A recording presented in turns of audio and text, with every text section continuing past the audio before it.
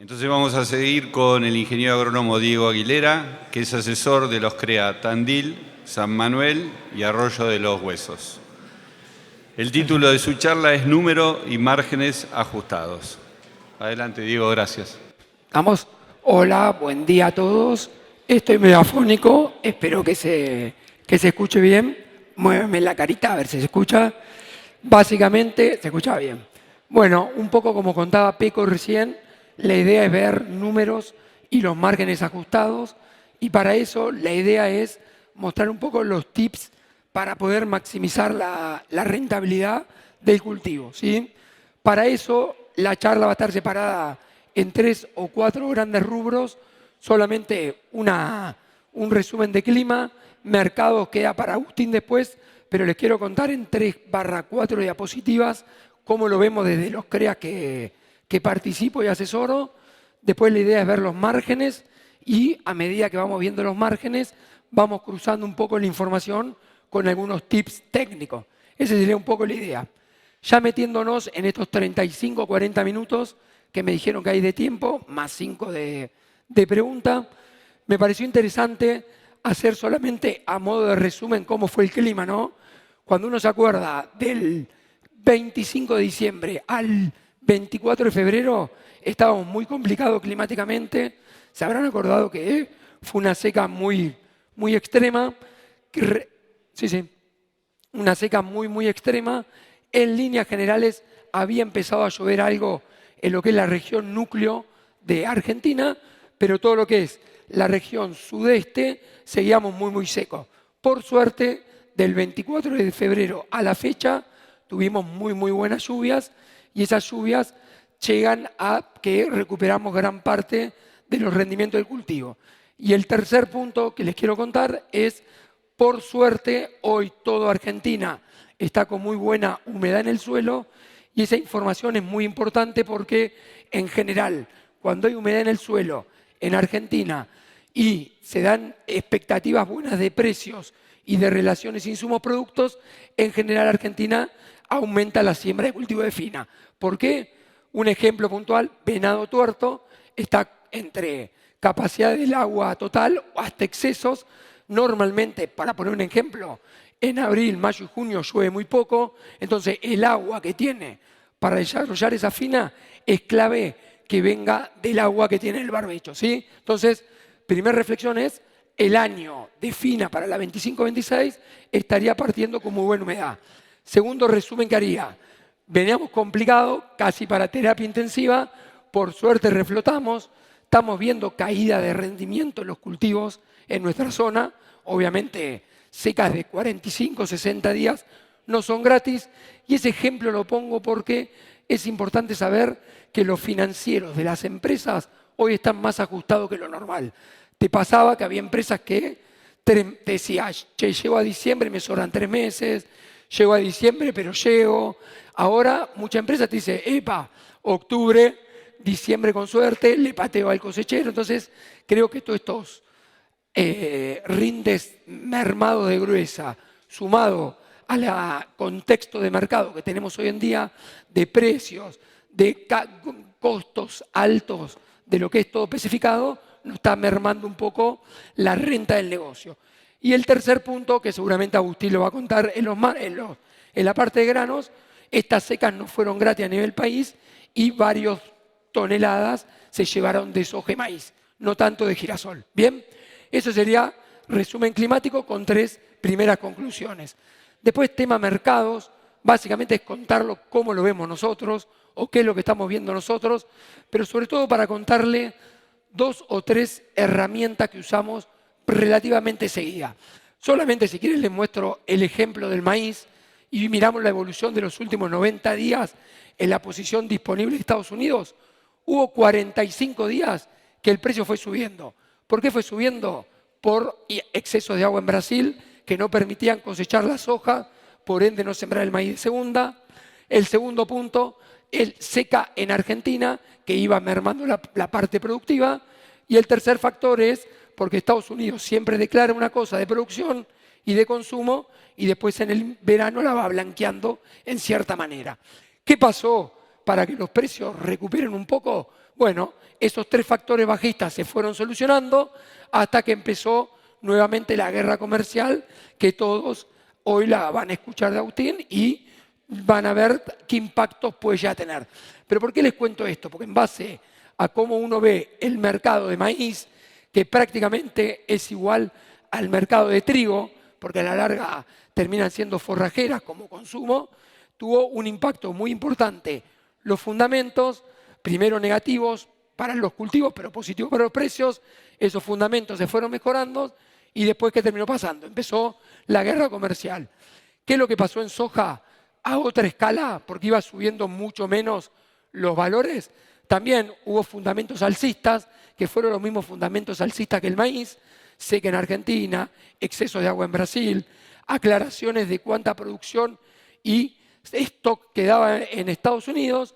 Eso se fueron blanqueando hasta la guerra comercial de Estados Unidos contra Rusia, pero es guerra comercial en general entre todos los países. Básicamente esto es a modo de información, pero con esto tomamos decisiones en líneas generales, ¿no? ¿Y qué tipo de decisiones o información usamos? Acá les muestro una de las tres herramientas que a mi modo les voy a comentar. Nosotros damos mucha importancia a la estabilidad o estacionalidad de precios que tienen los granos. Segundo, le damos mucha importancia a ordenar las ventas según el precio FOB y el precio FAB. Y tercero es el famoso concepto de precio de dolor, ¿sí? Esos serían un poco los tres datos que le quiero transmitir, que es cómo más o menos nos manejamos en el CREA. ¿Qué dice esto? Hace como un año más o menos atrás, que siempre vamos renovando la campaña vieja, vamos eliminando un año y vamos calculando la estacionalidad de precio de los granos. ¿Qué significa esto? A cada promedio mensual de cada año lo dividimos por el promedio del año. Entonces, cada mes de cada año tiene un precio promedio o índice. Ese precio promedio o índice lo promediamos en los 8 años y nos termina dando este tipo de gráfico, que lo interesante es que de los 8 años analizados, en 7 se cumplió a la perfección. ¿Cuál fue el único año que no se cumplió a la perfección? Fue el año de la guerra Rusia-Ucrania, que son los famosos cisne negro, ¿no? Che, te aparece una guerra, complica todo, cambia el contexto, y ese fue el único año que en cierta manera no se cumplió esta evolución de índice. ¿Qué dice esto? Para hacérselo fácil, y si quieren los vemos con maíz, que es lo que sí hoy es, si yo vendo maíz en enero, febrero, marzo, o en noviembre, diciembre, para hacérselas rápido y que se queden con el dato, yo sacaría 105 de índice promedio respecto al promedio del año, ¿sí? En cambio, si yo vendo en junio, julio o agosto, saco 95. Quiere decir que pierdo 5 respecto al promedio. Pero lo interesante no es verlo contra el promedio. Lo interesante es verlo entre piso y techo, y ahí donde uno se da cuenta realmente de las diferencias. ¿Cuáles son las diferencias? El promedio de estos 8 años fue $190 el precio.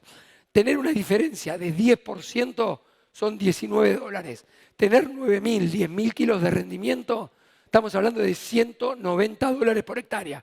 Es hacer plata o fundirse en el intento del negocio. Entonces, un poco quiero dejarle este concepto que básicamente en soja y en maíz se repite lo mismo y quería transmitírselo. Entonces, ¿qué decisiones, para ponerle un ejemplo solo, estamos tomando desde las empresas? Y si quieres se las sigo contando con el ejemplo de maíz. Tengo maíz disponible de la campaña 23-24, la que cosechamos en julio-agosto del 24. Y necesito plata antes que se empiece a cosechar Argentina como cultivo. Vendé, porque todavía estamos con buenos precios, en donde está la flechita roja. Necesito plata en junio, julio, para cubrir algo del financiero, y el forward que hay en el mercado me gusta, vender el forward ahora. No esperes a venderlo en el momento que estoy cosechando.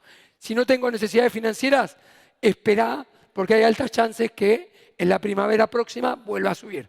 ¿Quedó claro el tema de estacionalidades de precio? Bueno, y el único comentario diferente que les hago es en el trigo, que el trigo en general en diciembre, enero, febrero, marzo, en general está siempre muy, muy planchado de precio y empieza a levantar abril, mayo, junio en adelante, cuando pasan 2 o 3 cosas. Se incentiva la siembra en Argentina, vienen los brasileños a comprar trigo y el otro punto es, están casi todos los periodos críticos de los cultivos en el mundo, que es el hemisferio norte, donde se hace gran parte de la producción. Tal o estacionalidad, les quería dejar este concepto. El otro concepto es el de precio FAS y el precio FOB y el precio FAS.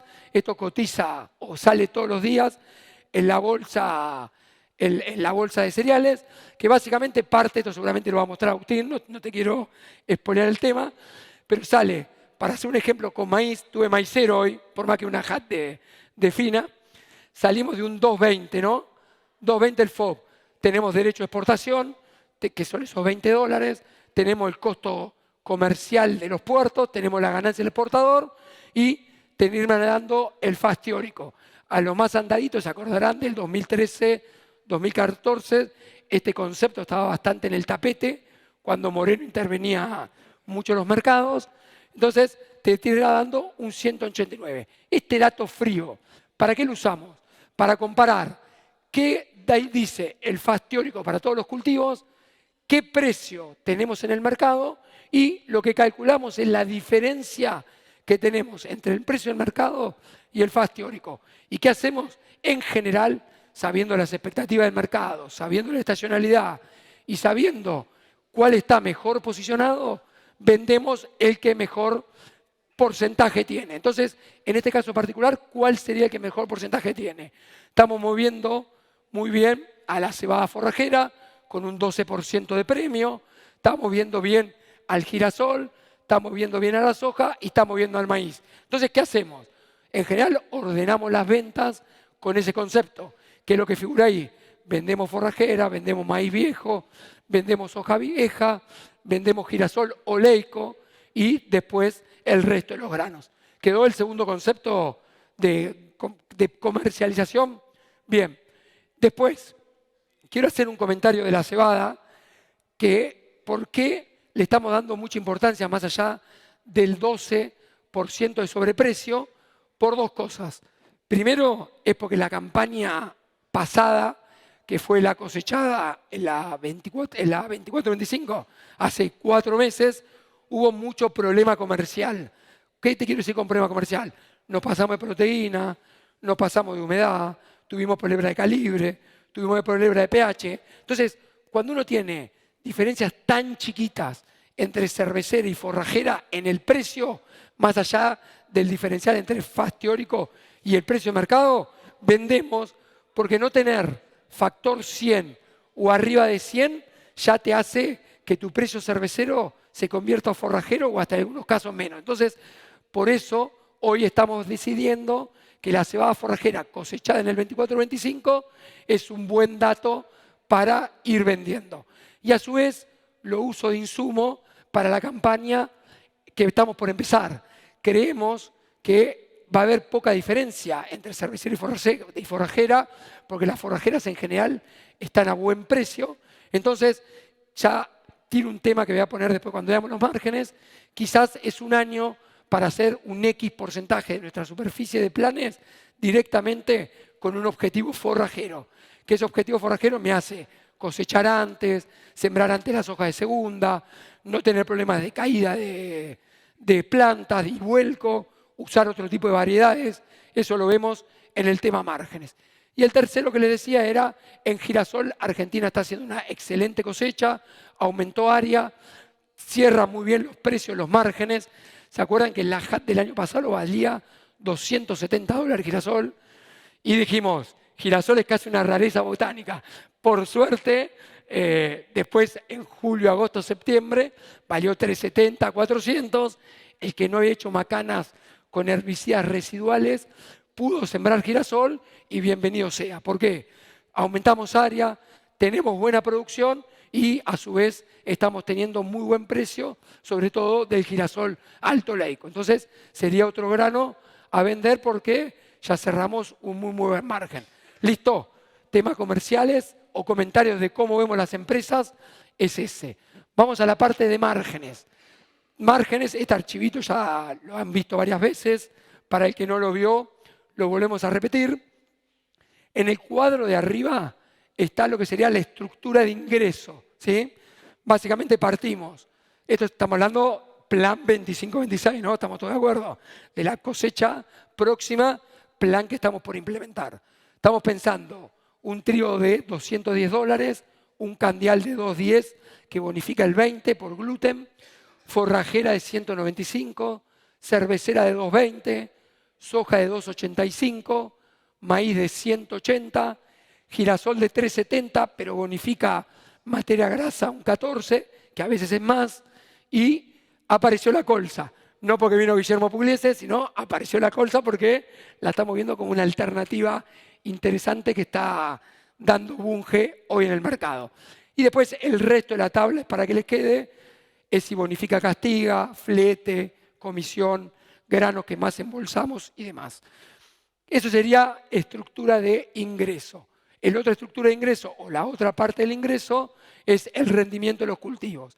Esto es zona serrana, está pensado para un ambiente de medio potencial, que son todas nuestras lomas, y para un ambiente de alto potencial, donde en general los cultivos de fina no entran porque se nos cela o el primer cultivo o el segundo. Entonces uno tendrá que hacer foco en lo que está en amarillito, que serían las recomendaciones de dónde hacer cada uno de los cultivos.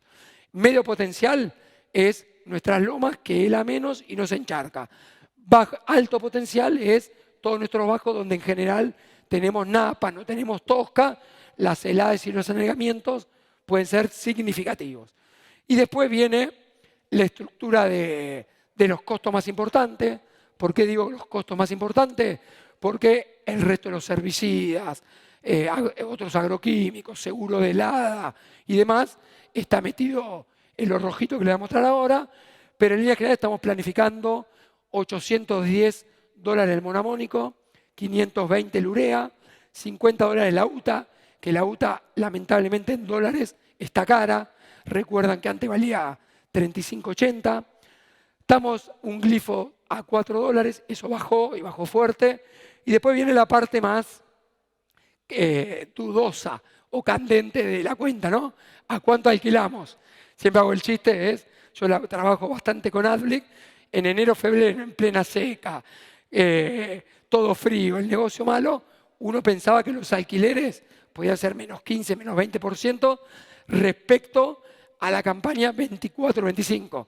Uno después sale a la calle, para poner un nombre, y choca con la realidad. Y la realidad es que los alquileres van a estar de 0 a menos 10.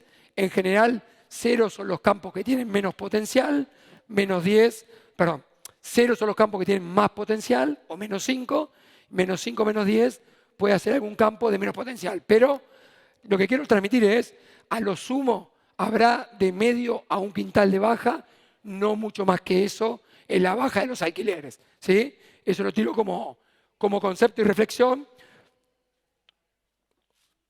¿Se está escuchándose? Bien. Entonces, cuando acá les simplifico o les grafico es, en la campaña 24-25, el ambiente de alto potencial pagaba 15 quintales. Ahora está pagando 14. El de la loma, que es medio potencial, pagaba 14, ahora paga 13, ¿sí? Eso se lo dejo a gusto del consumidor. Después, ya nos metemos en los márgenes. ¿Esto qué es? Lo rojo es el costo directo de los cultivos, ¿sí? Cuando es un solo cultivo, que sería los últimos 3, que es soja, maíz, girasol y soja, es solamente el costo del primer cultivo. Cuando es doble cultivo, está sumado el primer y segundo cultivo, pero como sabemos que hay recirculación de plata, porque yo cosecho cebada y trigo y vendo ese grano y puedo pagar alquileres, puedo pagar administración, puedo pagar estructura, puedo pagar el costo del segundo cultivo, empezamos a usar mucho el concepto de rentabilidad para poder compararlo más desde el lado financiero, ¿sí? Lo azul es el alquiler de la tierra más la administración de pool, que era $50, y lo verde es el resultado antes de impuesto a la ganancia. Hago la aclaración porque me decís, che, estamos hablando de $170, 115, y hablamos un poco de márgenes ajustados.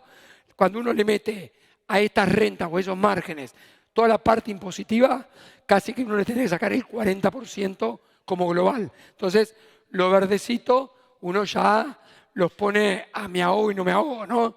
Dentro de las líneas azules y rojas. ¿Qué es lo que estamos viendo como rentabilidades o margen en los cultivos? Pensando en cultivos de fina, hoy seguimos viendo muy bien a la cebada, ya sea cervecera o forrajera, con soja de segunda. Acá bastante mejor que el trigo, tanto común como candial. Y acá un poco el comentario. Sabemos que hay mucho productor que se quedó enojado con la cebada. Che, tenía buen rinde, se me cayó, voy a vender, me hacen factor negativo de cualquier cosa, o me encuentran todos los problemas. Un poco lo que siempre queremos transmitir es, no nos acordemos de solamente la última campaña, acordémonos de la historia que tenemos. Y la historia en la zona serrana es que el primer cultivo de la cebada da más que el trigo. ¿Por qué? Porque se hela menos y hace su periodo crítico 20 días antes. Y saber que el segundo cultivo, la soja de segunda sobre cebada, siempre da más que el trigo, porque se hace antes el ciclo, se siembra antes y por ende llega mejor posicionada de estadio a las primeras heladas del ciclo de cultivo. Entonces, un comentario que les quiero hacer es, ok, que nos fue mal el año pasado en cebada, o no nos gustó el cultivo, o nos hizo rezongar bastante, pero recuerden que siempre la cebada nos cumplió con creces en nuestra zona. Así que, primera reflexión es cebada más que trigo en la zona mar y sierra serrana.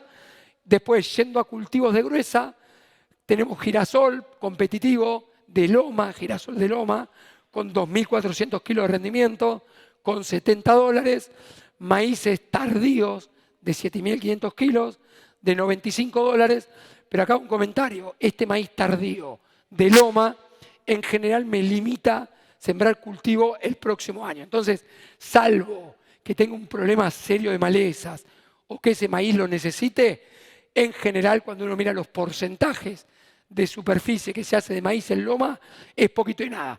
Y después el patito feo de la boda es la sojita, ¿no? La sojita de primera, cuando uno la mira, estaría perdiendo $80 por hectárea con 2.700 kilos de rendimiento, ¿no? Está perdiendo plata, retenciones mediantes, cultivos caros, está metido que es soja en lis, no olvidamos la maleza, no olvidamos el palo de fito, la soja pierde plata. Entonces, ahí es donde creo, tanto cuando uno mira el trigo o mira la soja, es donde nosotros estamos viendo una beta a la colza. ¿Dónde vemos la colza? Tengo un cultivo de soja de segunda que estoy a punto de cosechar. ¿Ya me faltan 10 minutos? ¿Sí? Bueno, tengo un cultivo de soja de segunda que estoy a punto de cosechar, ya sea sobre cebada o trigo, y lo que necesito es ir a soja de primera, por ejemplo, o a girasol. ¿Qué es lo que hacemos? Prefiero hacer quizás o jugármela con una colza que tengo $200 de resultado y ver si me termina saliendo bien la película, ¿sí? Ese sería un poco donde estamos viendo la colza. Acá lo tienen sensibilizado, porque uno te dice, ¿qué pasa si le sacan las retenciones a la soja? Es el 26, pero la tabla está hecha de 10 al 20. Si yo me voy al 20% de sobreprecio en soja, recién estaría igualando casi el margen del girasol, pero nadie quita que el girasol también suba de precio. Entonces, es una carrera que muchas veces es difícil de igualar. Y un poco lo mismo nos pasa con el trigo. Yo para igualar el margen de la cebada cervecera, ¿a cuánto se tiene que ir el trigo? A 2.52. Y parece bastante imposible en este contexto de mercado, ¿sí? Bien, solamente esto es a modo de reflexión lo que les comenté, pero para contarles un poco lo importante que es el cultivo de segunda en nuestros planteos y por qué creo que es importante la cebada, es por esto. Cuando uno compara la historia de rendimientos de soja de segunda sobre trigo, es 1.250 kilos, kilo más, kilo menos. Cuando uno compara sobre cebada, es 1.650, tenemos 400 kilos de diferencia. Y no solamente ese dato, el otro dato es, abajo de 700 kilos, 900 kilos, que es mi rinde de diferencia sin alquiler, ¿cuántas veces no lo logro? Solamente el 3,5% de los casos. Y en trigo tengo un 15% de los casos que no lo logro. Entonces, creo que olvidemos la campaña pasada y refresquemos que para adelante hay nuevas oportunidades.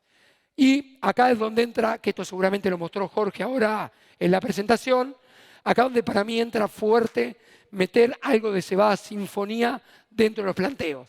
Habrán visto que Overture anda bárbaro, que Montoya anda bárbaro, Montoya muchas veces más con Quilmes o malterías, Overture es más exportación, pero la verdad que la cebada sinfonía la rompió en rendimiento, es relativamente sana para las manchas importantes de la zona y el punto que tiene que es más corta de ciclo, más dura de caña, tiene buena salida forrajera, llegado el caso si se arma algo cervecera con Burman o con algún otro, tengo forma de venderlo, así que en los planteos que vamos nosotros, un 30% de cebada cervecera, no, perdón, de cebada forrajera con sinfonía, está la idea para tratar de hacerle los planteos, ¿sí? Y después, a modo para los colceros, tuvimos que decir, che, colza, googleamos o buscamos en los buscadores, 2008 a 2015, eran todas las presentaciones, mercado totalmente de fina intervenido. Pero a modo de comentario y para que solamente se queden con los títulos, nos gusta la colza, no apuntamos a hacer invernales, que las invernales irían ahora en abril o fin de marzo que ya pasó, sobre un rastrojo de girasol o soja de primera. Queremos que vaya sembrada del 25 de abril al 20 de mayo sobre sojas de segunda. ¿Y qué mejoramos respecto a lo que hacíamos ante colza? Para mí 3 puntos. Tenemos sojas que después son en lis para controlar problemas de nabo posteriores y a su vez llegamos con lotes más limpios, los que venimos haciendo con en lis hace tiempo. Segundo, ya le tenemos poco miedo a los acondicionadores, que antes las colzas de primavera se nos helaban un montonazo. Y tercero, el convenio tiene unas lindas facilidades comerciales de retirar del campo, sin comisión y demás. Así que el que le gustó la colza es un año interesante como reemplazo de la soja de primera. En los ambientes de alta productividad, ¿qué estamos viendo? Un poco lo mismo en un escalón algo más alto, ¿no? Un poco lo mismo, pero en un escalón algo más alto. ¿Qué es? La soja no pierde plata, ¿sí? Pero el maíz y el girasol ganan empatando en rentabilidades o margen. Así que en ese ambiente serrano de alta productividad, seguir rotando maíz y girasol es una buena alternativa, salvo que tengamos serios problemas de fomopsis en el cultivo de girasol. En la zona mar y sierra costera, para hacérselo rápido y avanzar un poquito con los tiempos, ¿qué diferencia estamos viendo? Obviamente, alquileres mucho más altos, 1 o 2 quintales más. ¿Por qué? Porque tenés más productividad, tenés fletes más cercanos que te benefician el resultado. Y lo interesante es que, a diferencia de la zona mar y sierra serrana, hay 2 cultivos que empiezan a participar de mejor manera. ¿Cuáles son los cultivos que empiezan a participar de mejor manera? Uno es el cultivo de maíz, porque el flete me ayuda mucho porque voy trasladando muchos kilos a menos costo de flete. El segundo punto, muchas veces uno puede lograr un maíz bastante más primicia que nuestros maíces de la zona serrana. Y tercero, como alternativa, es una buena forma de cortar los problemas serios que tienen hoy de fomopsis, ¿no? Hoy la zona costera está teniendo problemas serios de fomopsis con el girasol. Esto sería una forma muy importante de cortar. Y el otro cultivo que participa muy bien en la zona costera, pero por una lógica, es el trigo. Hoy yo les decía que en la zona serrana el trigo no participaba, básicamente por heladas del primer cultivo y heladas del segundo. En la zona costera, que hela menos, ya sea en octubre, noviembre o en abril, marzo, el trigo ya empieza a asomar con muy buenos márgenes. Eso pasa en el ambiente de alta productividad y en el ambiente de media a baja productividad, donde en el ambiente de media a baja productividad lo que vemos es que la cebada se separa un poquito del trigo, pero siguen siendo los dos muy competitivos en cuanto a margen y rentabilidad. Así que eso sería un poco el resumen de márgenes. Y tercero, como tercer tema, cuarto, que me están dejando 5 o 7 minutos, está mal peco ese 7 o 5, le voy a tirar 3 o 4 más reflexiones, ¿no?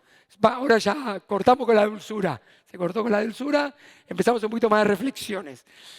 Hoy vimos los márgenes de los cultivos que dijimos, che, están cortos cuando uno los mira con impuesto a la ganancia y otros impuestos.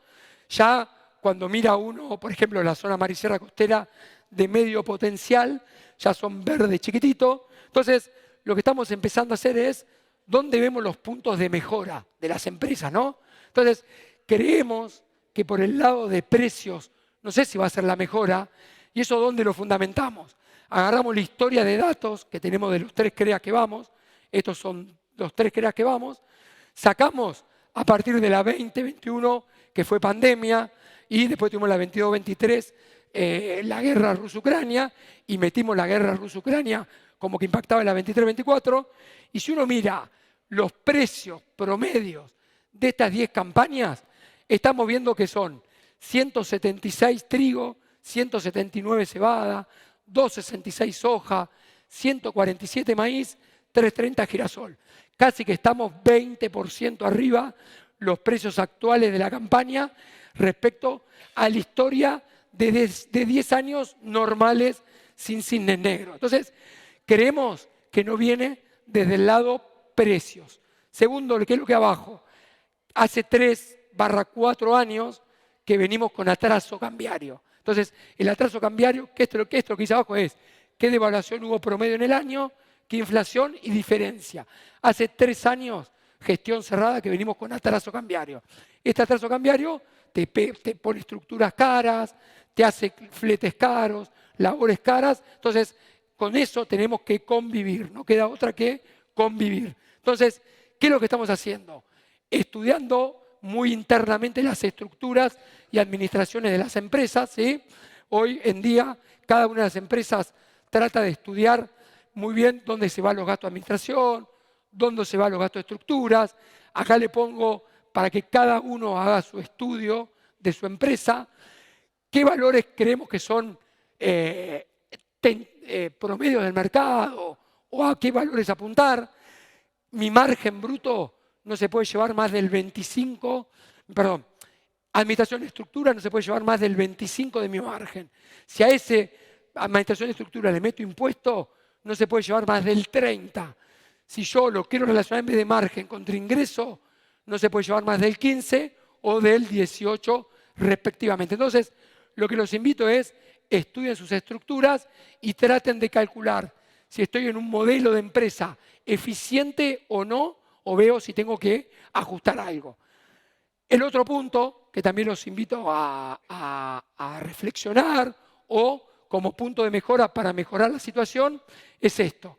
Creo que cuando venimos de años complicados, cuando uno viene y siembra fácil, cualquier cultivo va bien, te va mal en algo y una devaluación nos mejoraba, lo ganábamos del lado financiero. Bueno, un poco lo que creemos, esto fue un lindo trabajito que hicimos el año pasado en Creo Otamendi, invitado por los chicos del Creo Otamendi, y decir, yo tengo 1.500 hectáreas agrícolas, que es un poco el promedio de ese CREA. ¿Qué pasa si yo le voy poniendo pisos o nuevos negocios a ese mismo campo promedio? ¿Y qué simulamos? Alquilar, por ejemplo, tratar de salir a alquilar, meter, cuando ya genere un buen volumen de negocio, tener empresa maquinaria, porque ya no siembro 1.500, siembro 2.500 hectáreas. Entonces, puedo pensar en mi mosquito, puedo pensar en mi sembradora.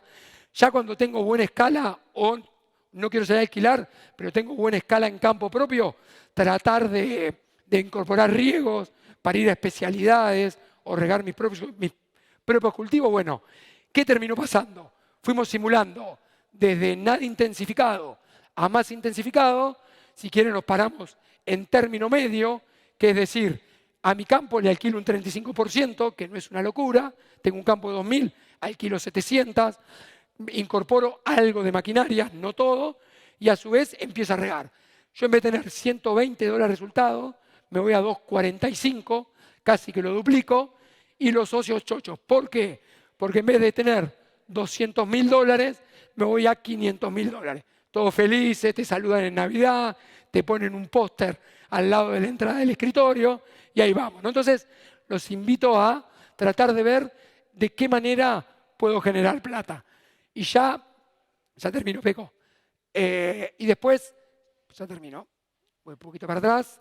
Solamente, esto lo va a contar seguramente Agustín, entonces lo paso rápido. Después, esto no sé, Jorge, si mostraste algo, porque venía en viaje, pero hoy estamos con relaciones de precios de trigo. Estamos con relaciones de precio de trigo versus monamónico no tan buenas, ¿no?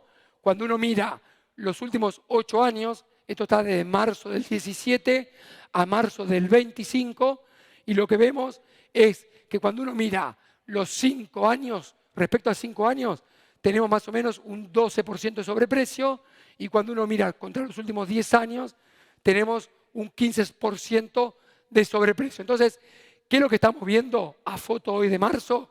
Y tratar de ajustar un poquito a la baja los modelos. Entonces, ¿qué quiero decir con esto? Si yo iba a tirar en la zona serrana 120, 130 kilos de diamónico, porque quería lograr el máximo potencial y a su vez reponer, y me quedé un poquito para segunda, y no, vamos a 100, que sabemos que no hacemos macana, y para reponer vamos a tener tiempo, ¿sí? Eso sería el monamónico.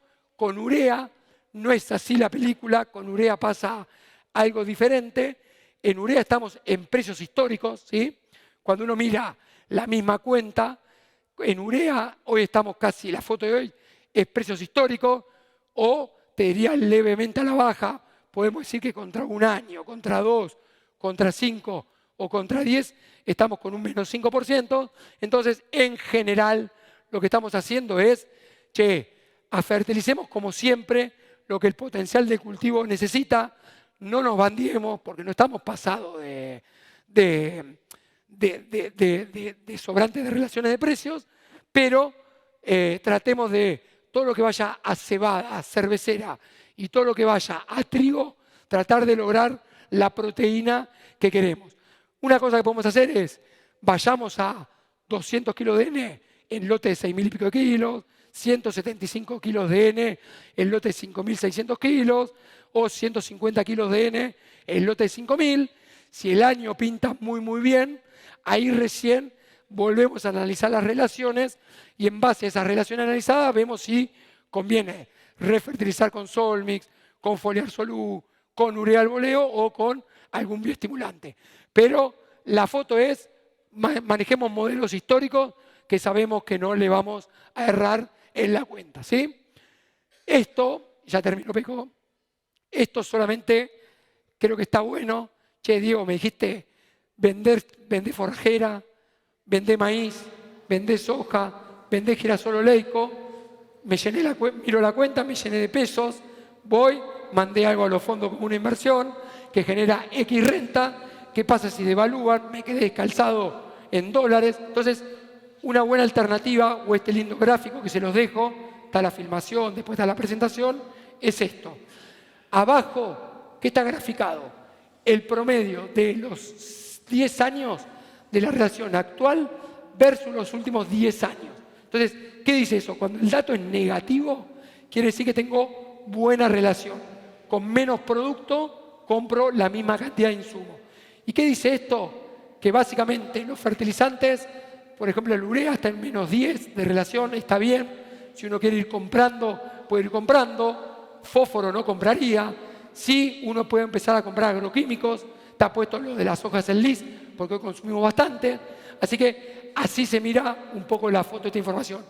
¿Y cuáles son los mejores granos para comprar? Los mismos que estamos diciendo, que tienen mejor relación mercado respecto al FAS. El maíz, la cebada cervecera o forrajera la cebada forrajera y el girasol alto oleico. Con esos granos, si vendo, salir de shopping no es una mala alternativa. Y ya a modo de reflexión, esto lo paso, ya a modo de reflexión, y se salió la presentación, les dejo las conclusiones, que son estas, es insumos de la campaña nueva, es un poco la diapositiva última que les comentaba. Avanzar solo cuando tenemos buenas relaciones insumo-producto, o si tengo muchos pesos en la cuenta bancaria, porque vendí mucho. Segundo, orden de ventas, creo que es interesante para ir cerrando negocios, sobre todo de las gestiones pasadas, ¿no? Decir, che, me cerró, saqué este rinde, vamos cerrando y analizamos para adelante. Después, este dato creo que lo aprendimos muy bien en la última campaña, ser flexibles. Hoy pinta que cebada le gana trigo y que girasol le gana soja, pero eso es hoy. Capaz dentro de 2 o 3 meses la situación cambia, entonces estar preparados para poder cambiar esa expectativa que uno tiene y salir rápido a hacer los cambios de planes que haya que hacer. Y para eso, ojo con los herbicidas residuales que aplicamos en los lotes, ¿no? En octubre no preguntemos el GIS cuántos días de carencia tiene, para girasol, esas cositas que hicimos el año pasado. Después, creo que es un año, esto sí lo escuché que venía hablando Jorge, para aplicar a fondo protocolos.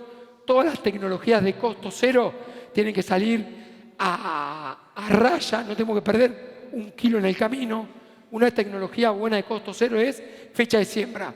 Si yo puedo sembrar el mismo trigo el 1 de junio que el 1 de julio y me atraso porque no barbeché con tiempo con cletodin y me quedo esperando la carencia, estoy frito. Pierdo rinde fina y pierdo rinde del segundo cultivo. Entonces, a estar atentos y ajustar todos los temas del cultivo. Y eficiencia productiva más comercial, más estrategia empresarial, es un poco lo que les conté recién, ¿no? Tenemos que ser muy eficientes productivamente, pero también miremos la estrategia que tenemos en la empresa, veamos si tenemos que crecer, veamos cómo comercializamos, veamos financieramente cómo estoy posicionado, si vendo, qué compro. O sea, creo que es un año tan finito en los números que para mí los tips para maximizar la renta las resumo en los últimos 2 puntos. Eficiencia hasta los rincones del último galpón que tengamos en el campo y repensemos las empresas porque si se vienen años duros, cuanto antes lo hagamos es mucho mejor. Así que, nada, de mi parte, no mucho más y espero que se haya escuchado por la fonía.